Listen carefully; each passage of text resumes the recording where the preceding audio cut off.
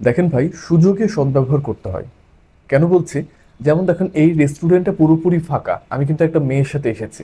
কিন্তু ফাঁকা পেয়ে যে আমি সুযোগে সদ্ব্যবহার করবো এমনটা না। আমি যখন দেখলাম ফাঁকা, তখন এখানে ভাবলাম এখানে একটা ভিডিও মেক করা উচিত। তখন আমি ওই মেয়েটাকে ক্যামেরা ধরে দিয়েছি, এবং এখন আমি আপনাকে একটা ছোট্ট মোটিভেশন দিব। দেখেন, আমরা সামনের মানুষটাকে সবসময় এইরকম ভাবি যে সামনের মানুষটা হয়তো আমার মতোই, সে হয়তো আমার মতো করেই আমাকে দেখছে, সে আমার মতোই ভালো, আমার মতোই ভালোবাসবে তাকে।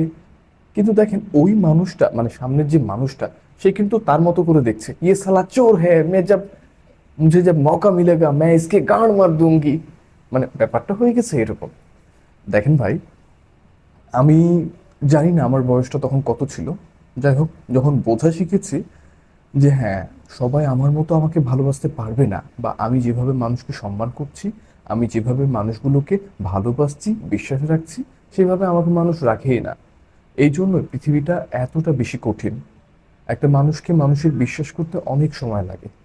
কিছু সময় বলা যেতে পারে মোমেন্টের সাথে মিলে যায়। সাপোজ কোনো কাজের ক্ষেত্রে, কোনো কাজের পারপাসে হয়তো বা মিলে যাচ্ছে, তখন বিশ্বাসটা জেগে যাচ্ছে মানুষের প্রতি আমাদের।